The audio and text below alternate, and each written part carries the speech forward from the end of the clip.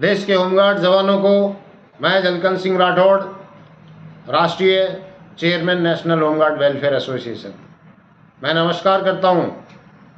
आप सभी को मैं धन्यवाद देता हूं कि आप सब ने मिलकर 19 तारीख को दिल्ली चलो और दिल्ली के धरने को सफल बनाने में अपना योगदान, सहयोग जिस भी रूप में दिया, चाहे मनोबल बढ़ाने का, चाहे उपस्थिति देकर, मैं आप सबका धन्यवाद देता हूं। मैं उन लोगों को ये बताना चाहता हूं जिन्होंने होमगार्ड जवानों के भविष्य से खिलवाड़ करते आए और पुनः खिलवाड़ करने की कोशिश की। किसी ने चंदे की बात कही, किसी ने जेल जाने की बात कही, किसी ने मैसेज डालकर, फोन कर तरह तरह से जवानों को गुमराह किया। ये समझने वाली बात है साथियों, देश में वर्षों से लोग बाग आपको गुमराह करते आ रहे हैं।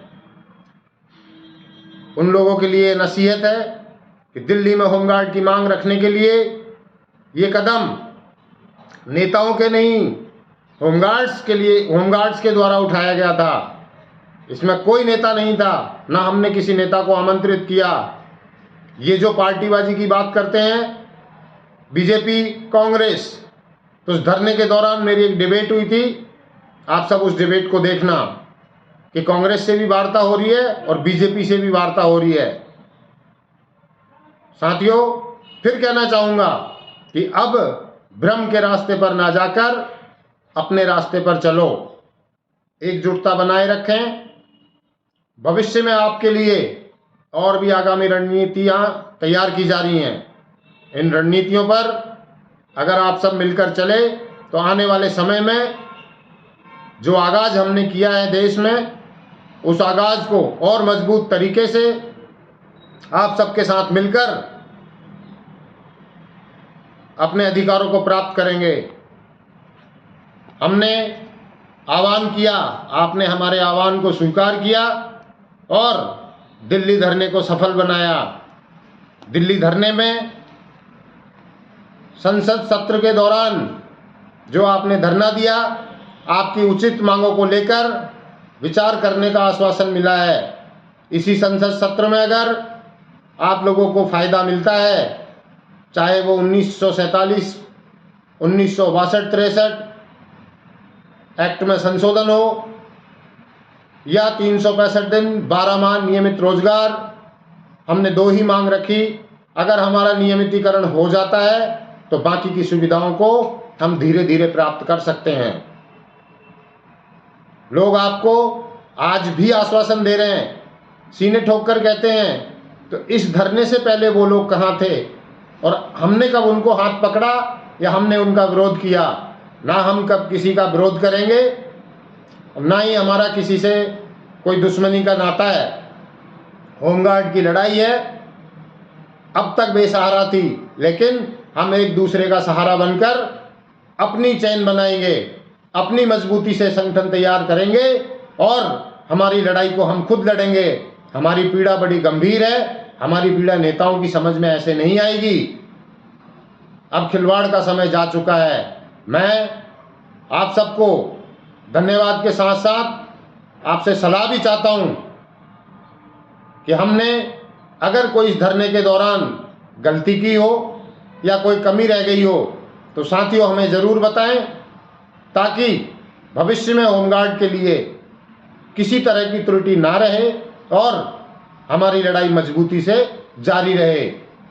आने वाले संसद सत्र में अगर संशोधन नहीं होता है तो ये खुलेआम कहा गया है, मंच से भी और मीडिया से भी, कि अगर इस सत्र में हमारे लिए कोई विचार नहीं किया जाता है तो आगामी दिनों में होमगार्ड बड़े लेवल पर रणनीति तैयार करके और अपने अधिकारों को प्राप्त करने के लिए फिर दोबारा सड़कों पर आएगी। तो हम कानून व्यवस्था के, कानून के रक्षक हैं, अग्रिम पंक्ति में बिना किसी सुविधा, बिना किसी डिमांड के सरकार के आदेशों की पालना करने के लिए अपनी जान जोखिम में डालते हैं। तो सरकार को ये ध्यान होना चाहिए कि ये सबसे निचला तबका और फ्रंट लाइन में खड़ा होता है, तो सर्वप्रथम इसकी मांग पूरी की जाए। हमने वहाँ पर राज्यों को एग्जाम्पल के तौर पे रखा कि जिन राज्यों में कमी है उनका हमने हवाला दिया, जिन राज्यों में परिपूर्णता है, ऐसा तो कोई राज्य नहीं है जहाँ सब कुछ मिल रहा हो, लेकिन काफ़ी हद तक मानदेय अच्छा मिलता है, कहीं ड्यूटियाँ रेगुलर हैं। हमने इन सब का हवाला देते हुए कि एक देश में ऐसी असमानताएं क्यों हैं, तो सरकार ये तय करे। अब ये वक्त आ चुका है 75 साल पुराने इस कानून को बदलने का, कि सरकार तय करे कि हमें राज्य कर्मचारी बनाएगी या केंद्रीय कर्मचारी का दर्जा देगी। इस बिल को संसद में लाने की मांग की गई, और अगर नहीं लाएंगे, अभी भी हमारा संघर्ष जारी है। इस धरने के माध्यम से सिर्फ और सिर्फ एक सांकेतिक धरना था, सूचना देनी थी। आप सबका भारी समर्थन मिला, तो दुश्मनों वो हमारे नहीं, वो अपने आप के दुश्मन हैं, होमगार्ड जवानों के दुश्मन हैं, जिन्होंने होमगार्ड को रोकने का प्रयास किया।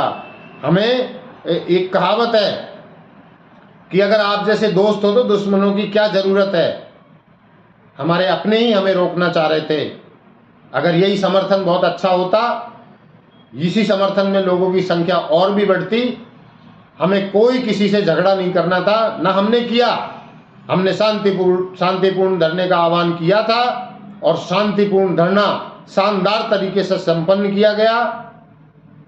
देश में होमगार्ड जवानों को जहाँ जहाँ समस्याएं आ रही हैं, हम सब पूरी टीम मिलकर उनका सहयोग करेंगे, और उनकी समस्याओं का निवारण कराने में सरकार हो, प्रशासन हो या विभाग हो, हम उनकी मदद करेंगे।